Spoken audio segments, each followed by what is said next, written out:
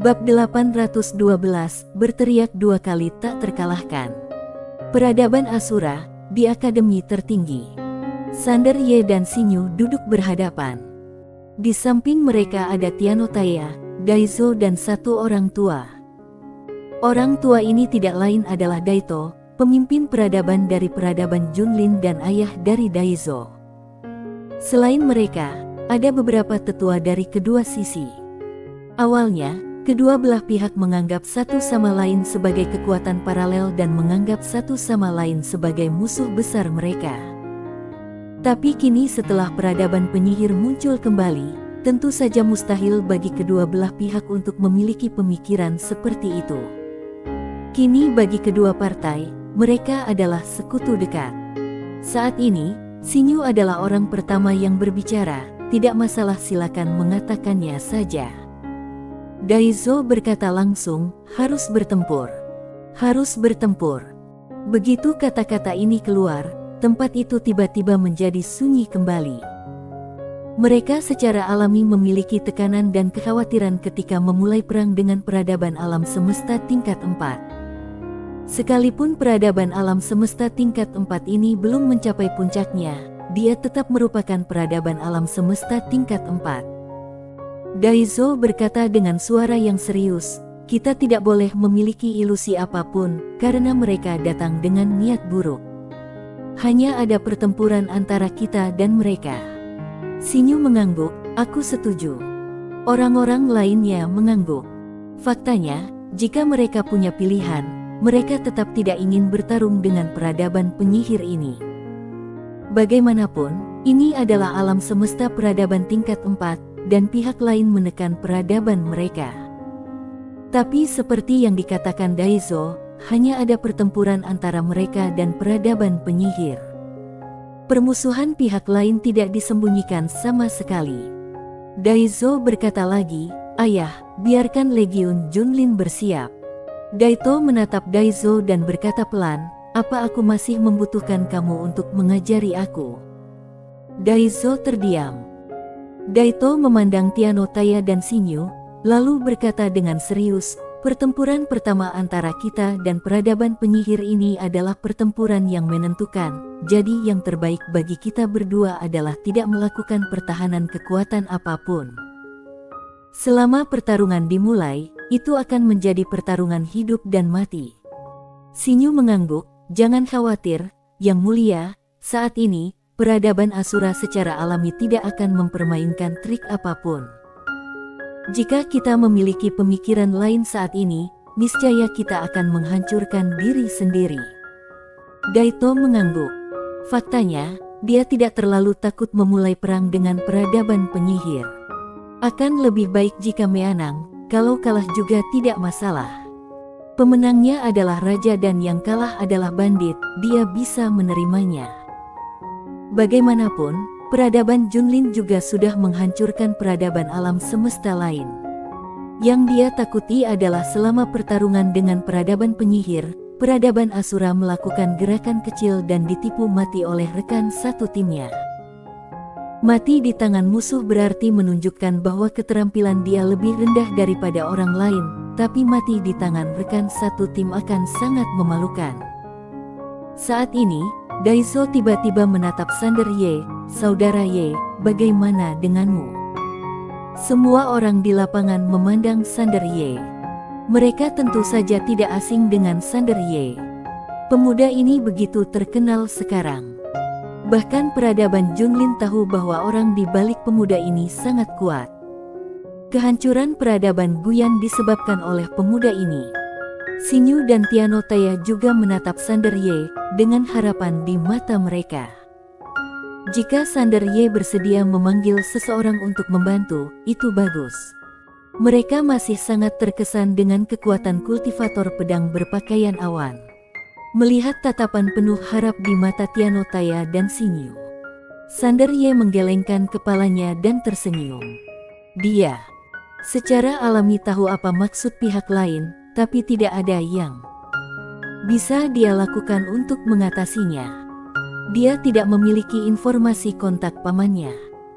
Saat itu, Dia hanya bisa menunggu apakah dia bisa membuat pria misterius itu berteriak dia tak terkalahkan 2 kali. Dia menemukan bahwa pamannya lebih peka terhadap kata tak terkalahkan. Daizo tersenyum lagi dan berkata, "Saudara Ye, saat ini, kamu tidak bisa menyembunyikannya lagi. Sejujurnya, saudaraku, aku menantikan untuk melihat kekuatan di belakangmu." Sander Ye menggelengkan kepalanya dan tersenyum, "Aku sebenarnya tidak ingin memanggil siapapun." Xinyu menghela nafas dengan suara rendah. Saat ini, Sander Ye berkata lagi, "Tentu saja, aku tahu betul bahwa setelah peradaban penyihir menghancurkan kalian, peradaban alam semesta Guanxuan pasti tidak akan lolos. Oleh karena itu, jangan khawatir semuanya, aku pasti akan maju dan mundur bersama semua orang." Berbicara tentang ini, dia melihat ke arah Xinyu dan Tianotaya. "Tidak ada niat lain. Selama aku di sini, peradaban Asura akan aman dan sehat." Mendengar janji Sander Ye, Tianotaya tiba-tiba menjadi bersemangat. Dia berdiri dan membungkuk dalam-dalam kepada Sander Ye. "Atas nama peradaban Asura, aku mengucapkan terima kasih kepada Tuan Ye." Melihat pemandangan ini, Daizo, ayahnya dan yang lainnya sedikit terkejut. Kekuatan Tianotaya ini berada di puncak ranah Etao, tapi pihak lain begitu bersemangat dengan kata-kata pemuda ini sehingga dia bahkan memberi hormat. Mungkinkah ada master ranah Kaitao di belakang pemuda ini? Daizo melirik Sander Ye, tatapan rumit muncul di matanya. Dia tahu bahwa dia sudah meremehkan saudara Ye ini. Tentu saja, dia lebih bersyukur karena tidak gegabah menjadi musuhnya. Jika tidak, peradaban Junlin akan semakin sulit sekarang. Pada saat ini, Nandi Taya tiba-tiba muncul di lapangan. Dia memandang ke semua orang, lalu berkata dengan suara yang dalam, "Peradaban penyihir sedang menanam pohon." Mendengar ini, semua orang sedikit terkejut. Xinyu sedikit mengernyit, "Menanam pohon?" Nandi Taya mengangguk, "Ya, tepat di langit berbintang." Sander Ye tiba-tiba berkata, "Mereka pasti ingin menghidupkan kembali pohon Dao abadi." Pohon Dao abadi. Ekspresi Xinyu dan Daizo menjadi gelap. Di alam rahasia itu, mereka mendengar pria misterius itu memperkenalkan pohon Dao abadi. Karakter kuno itu bisa dilestarikan meskipun dihancurkan api langit, itu pasti tidak mudah. Daizo segera berkata, "Kita harus menghentikan mereka." Xinyu juga mengangguk, "Kita tidak bisa duduk diam dan menunggu kematian sekarang, kita harus mengambil inisiatif." Daizo langsung berdiri, besok, kedua pasukan kita akan berkumpul untuk melawan mereka sampai mati." Tianotaya mengangguk, "Tidak masalah." Daizo mengepalkan tinjunya pada Xinyu dan Tianotaya, "Sampai jumpa besok." Setelah mengatakan itu, dia menatap ke Sander Ye lagi dan berkata sambil tersenyum, "Saudara Ye, sampai jumpa besok." Sander Ye mengangguk, "Sampai jumpa besok." Daizo dan Daito berbalik lalu pergi bersama semua orang. Xinyu memandang Tianotaya dan berkata, "Ketua klan Tiano, bersiaplah." Tianotaya berbalik dan pergi. Segera, dalam peradaban Asura, aura kuat naik ke langit.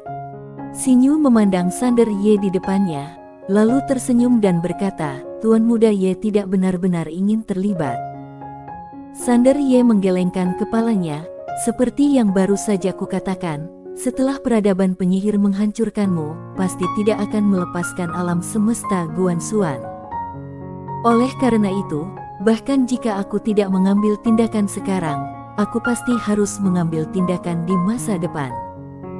Jika ini masalahnya, kenapa tidak sekarang? Bentuk aliansi denganmu, tidak, kita sudah menjadi sekutu sekarang." Xinyu tersenyum tipis, "Tuan Ye, aku ingin tahu tentang sesuatu. Bisakah kamu membantu aku menjelaskannya?" Sander Ye berkedip, "Boleh tidak bertanya?" Xinyu segera menggelengkan kepalanya, "Tidak, aku harus bertanya." Sander Ye sedikit tidak berdaya, "Kalau begitu kamu tanyakan." Xinyu berkata, "Orang yang membuat pedangmu adalah bibimu. Seberapa kuat dia?" Kamu bisa memberitahuku secara diam-diam. Aku tidak akan pernah memberitahu orang lain, sungguh. Sander Ye terdiam. Xinyu menatap Sander Ye dengan penuh harap. Sander Ye tersenyum dan berkata, ingin mendengar kebenaran atau kebohongan. Xinyu berkata, tentu saja kebenarannya.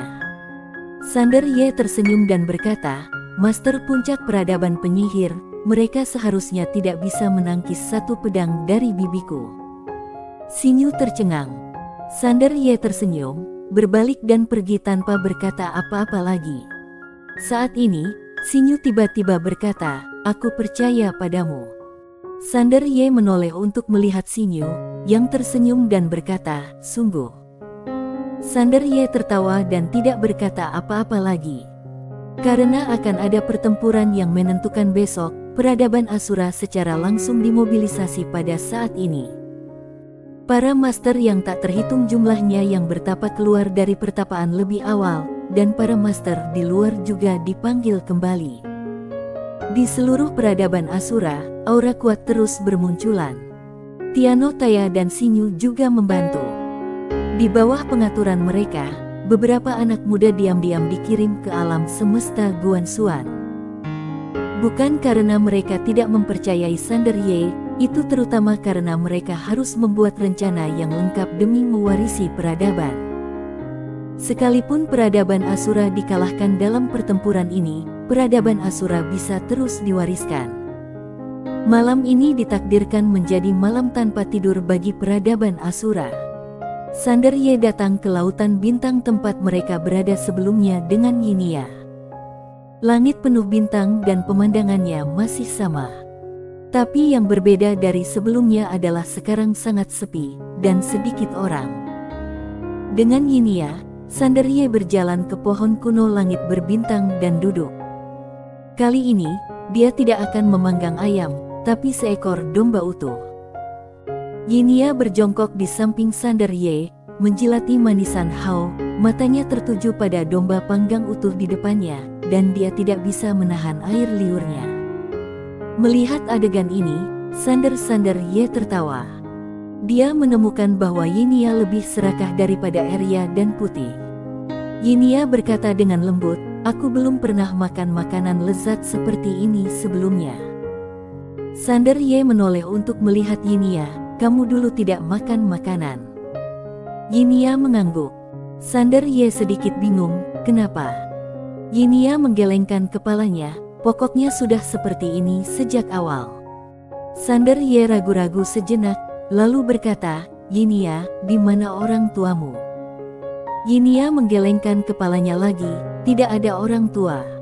Sander Ye, apakah kamu yatim piatu? Yinia menjilat manisan Haunya dan berkata, tidak ada orang tua. Sander Ye tertegun, maksudmu, kamu tidak memiliki orang tua sejak kamu masih kecil. Maksudku adalah, kamu. Yinia tersenyum dan berkata, kami berbeda dengan kalian di sini, orang di sana tidak dilahirkan. Sander Ye mengerutkan kening, kamu tidak dilahirkan. Bagaimana kamu bisa ada di sini? Seseorang berpikir, keluar dari buahnya. Ekspresi Sander Ye membeku, tenggorokannya berguling, maksudmu, kamu keluar dari buahnya.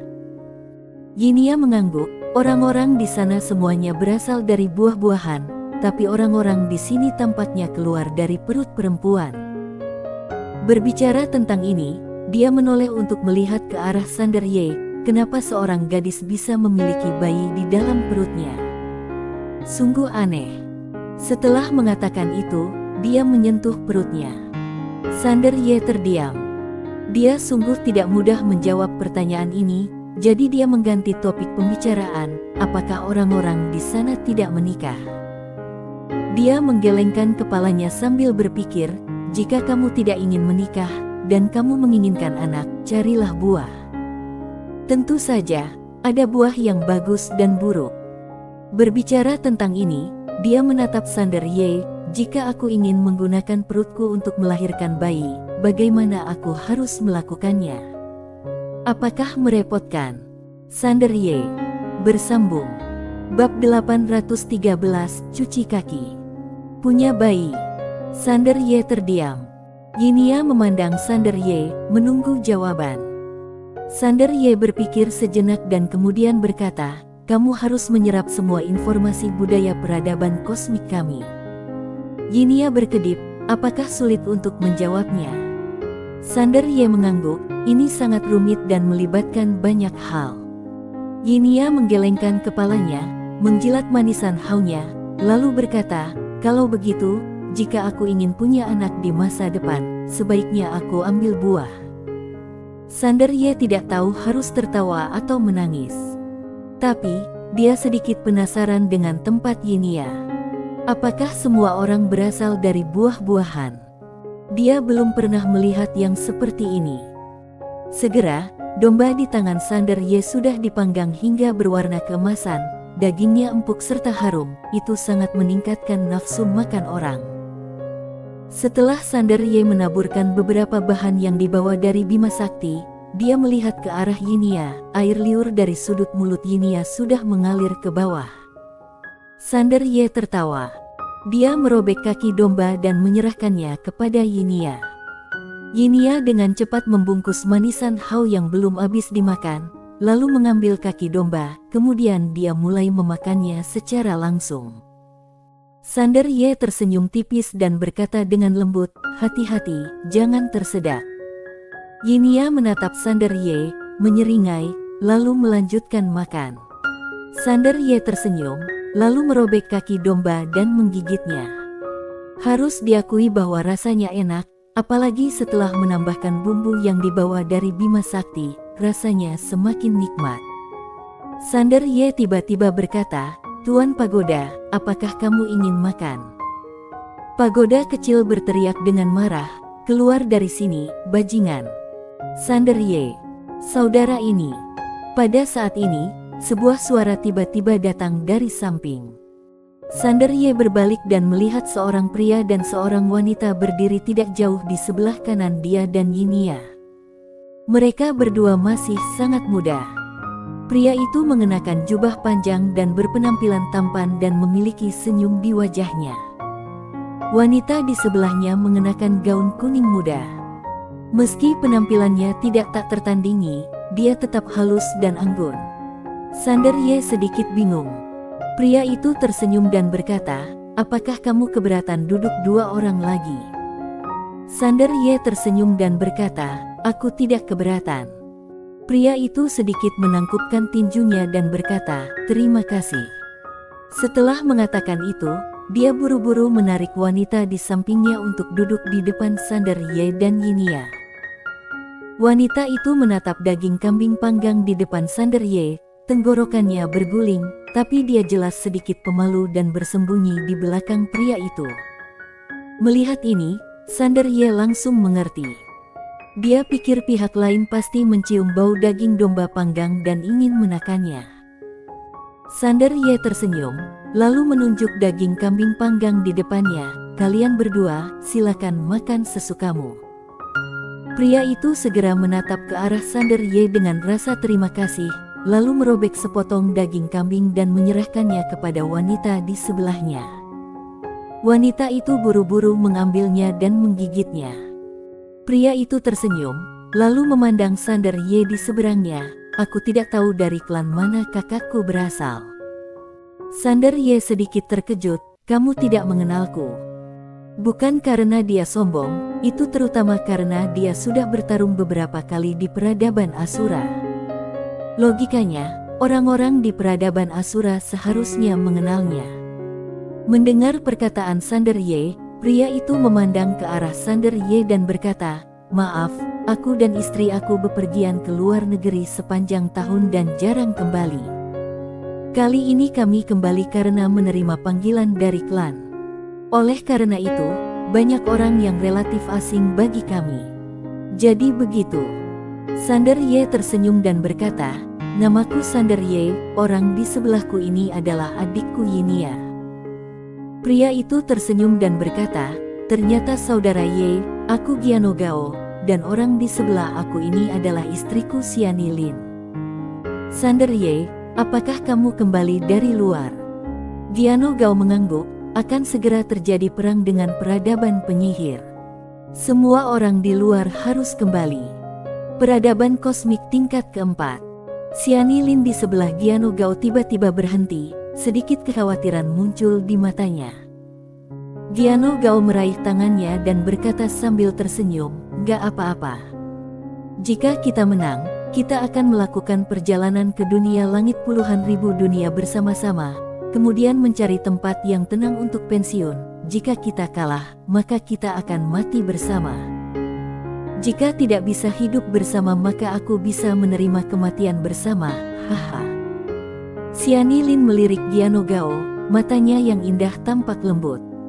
Sander Ye melirik mereka berdua, dan menemukan bahwa kekuatan mereka ternyata tidak rendah, terutama Giano Gao, yang ternyata berada pada tingkat keilahian 80%. Seorang kultivator pedang yang berada pada tingkat keilahian 80% seharusnya memiliki kemampuan bertarung yang hebat. Giano Gao tiba-tiba menatap Sander Ye dan berkata sambil tersenyum, "Kakak Ye sepertinya juga kultivator pedang." Sander Ye sedikit terkejut, "Bagaimana kamu bisa tahu?" "Dia tidak membawa pedang." Giano Gao berkata, "Aku merasakannya." Sander Ye tersenyum dan berkata, "Oh." Giano Gao tiba-tiba berkata, "Saudara Ye berada pada tingkat keilahian ketiga." Sander Ye mengangguk, "Ya." Giano Gao tersenyum tipis, lalu membuka telapak tangannya, dan sebuah pedang muncul di tangannya. Pedang itu panjangnya 3 kaki dan lebarnya 2 jari. Pedang itu bersinar dengan cahaya biru samar, dan ada jimat misterius yang terlukis di badan pedang. Giano Gao menyerahkan pedang di tangannya kepada Sander Ye dan berkata sambil tersenyum, "Saudara Ye, kita ditakdirkan untuk bertemu satu sama lain, belum lagi aku dan istriku juga memakan daging kambingmu. Pedang ini bernama Yukuan. Aku mendapatkannya secara kebetulan di tempat rahasia. Ini kuberikan kepadamu." Saat dia berbicara, dia melepaskan tangan kanannya, dan pedang itu terbang tepat ke depan Sander Ye. Sander Ye buru-buru berkata, "Saudara Gao, tidak perlu melakukan ini." Setelah mengatakan itu, dia memegang pedang itu dan hendak mengembalikannya ke Giano Gao. Pada saat ini, pedang Yukuan di tangannya tiba-tiba bergetar hebat dan mengeluarkan serangkaian suara pedang rendah. Melihat pemandangan ini, Giano Gao tertawa terbahak-bahak, "Saudara Ye, sepertinya pedang ini ditakdirkan untukmu." Sander Ye ingin mengatakan sesuatu yang lain, tapi pedang itu menempel padanya. Giano Gao menarik wanita di sampingnya untuk berdiri. Dia merobek kaki domba dan menyerahkannya kepada wanita di sampingnya. Lalu dia menatap Sander Ye dan berkata sambil tersenyum, "Saudara Ye, kuharap kita semua bisa selamat dari perang ini." Setelah mengatakan itu, dia menarik wanita di sampingnya dan berbalik untuk pergi.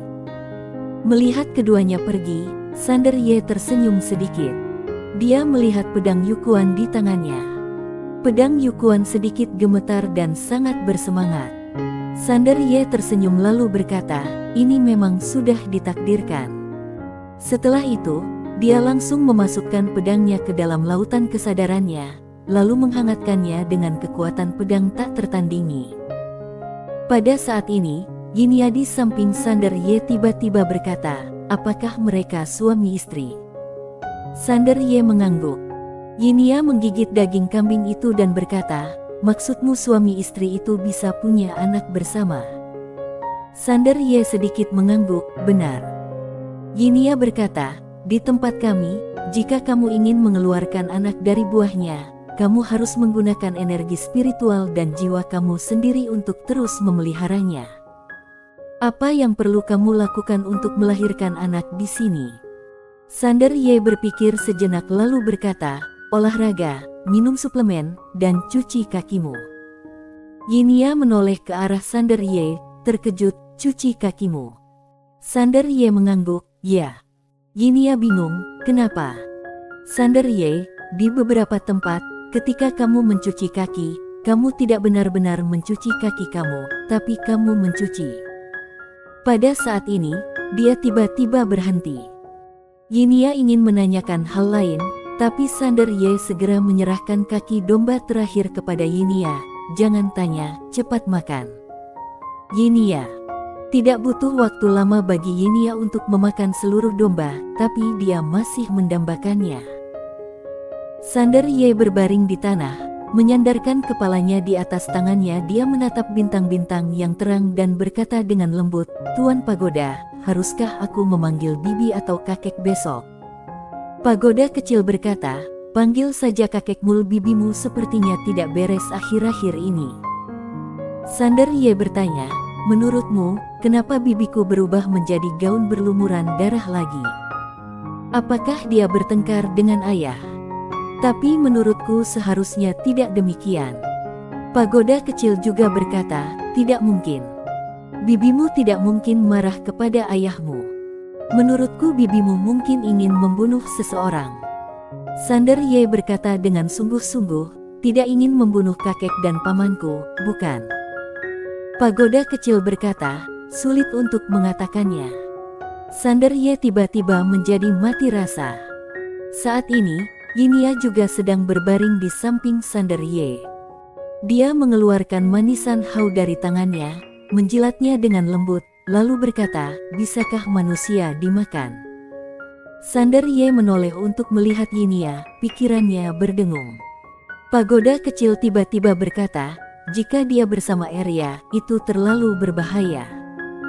Sander Ye berkata dengan suara yang dalam, "Kenapa kamu menanyakan pertanyaan ini?" Yinia ragu-ragu sejenak, lalu berkata, "Apakah itu tidak mungkin?" Sander Ye tidak berbicara. Pertanyaan ini memang agak tidak normal. Yinia tidak melanjutkan menanyakan pertanyaan ini. Dia memeluk lengan Sander Ye dengan kedua tangannya, lalu menyandarkan kepalanya di bahu Sander Ye dan berbisik, "Ayo tidur." Sander Ye tiba-tiba tertawa dan berkata, "Kalau dipikir-pikir, kamu bilang kalian semua berasal dari buah, lalu siapa yang memetikmu dari buahnya?" Yinia menggelengkan kepalanya, "Aku tidak ingat." Sander Ye sedikit mengernyit. Yinia berkata dengan lembut, "Aku sudah bekerja sejak aku ingat. Adapun hal-hal lain, aku tidak tahu banyak tentangnya." Sander Ye, "Kalau begitu, apakah kamu dibayar untuk pekerjaanmu?" Yinia berkata, "Ya, tapi aku jarang menggunakannya, jadi aku menabung banyak." Sander Ye sedikit penasaran, "Apa itu?" Yinia mengeluarkan batu kristal sebesar kepalan tangan dari tas bambu kecil dan menyerahkannya kepada Sander Ye. "Satu batu akan diberikan setiap 100 tahun. Berikan satu setiap 100 tahun." Sander Ye mengambil kristal itu. Begitu dia mengambilnya, Sander Ye merasakan energi yang sangat menakutkan menutupi seluruh tubuhnya. Dia juga merasakan tubuhnya berangsur-angsur berubah. "Ubah fisik kamu." Hal yang paling menakutkan adalah Sander Ye tiba-tiba menemukan bahwa 3 pembuluh darah di tubuhnya tiba-tiba terbangun atas inisiatifnya sendiri, kemudian dengan gila-gilaan melahap kristal tersebut. Sander Ye terkejut dan dengan cepat mengembalikan kristal di tangannya ke Yinia, sambil menekan 3 kekuatan garis keturunan di tubuhnya.